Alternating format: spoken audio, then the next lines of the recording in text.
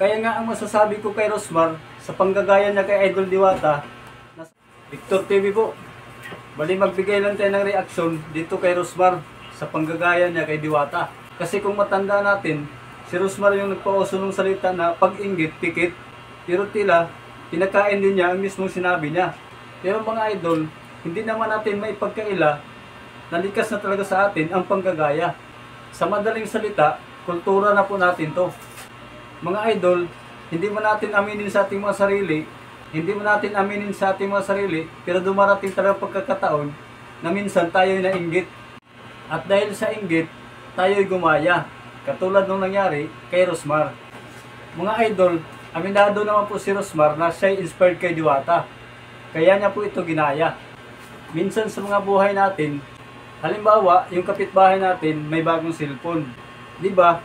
Gumagawa din tayo ng paraan para makabili ng ganun ding cellphone.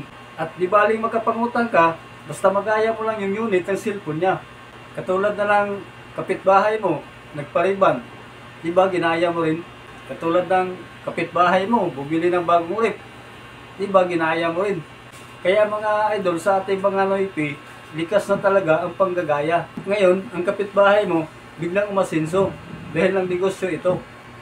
Imbis na gayahin mo yung diskarte niya dahil gaya-gaya ka, siniraan mo na tuloy at hinila mo pa pababa.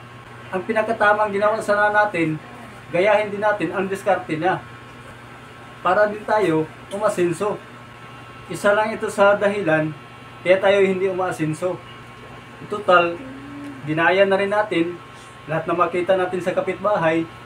Sana nang umaasinso siya, ginaya na rin sana natin.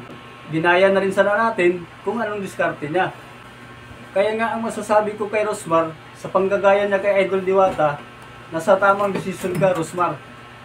Dapat tularan natin si Rosmar. Nakita niya na patok ang negosyo ni Idol Diwata, kaya naman niya ito ginaya, at yun pumatok din. Mga idol, si Idol Diwata na rin naman ang nagsabi na si Rosmar nagpaalam sa kanya na magtayo din ng paris-paris. Na magtayo din si Rosmar ng paris-paris sa Laguna. At ang sabi naman ni Idol Diwata, walang problema sa kanya yan. At ang sabi ni Idol Diwata, nasa tao pa rin naman kung saan nila gustong kumain. Kaya mga idol, pag may kapitbahay tayong umasinso, gayahin din natin kung anong diskarte nila. Mga idol, imbis silain natin sila pababa, gayahin na lang natin ito. Malay natin sa panggagaya natin, aangat din tayo sa buhay. Basta mga idol, wala lang siraan. Maraming salamat, Victor TV. Mabuhay tayong lahat.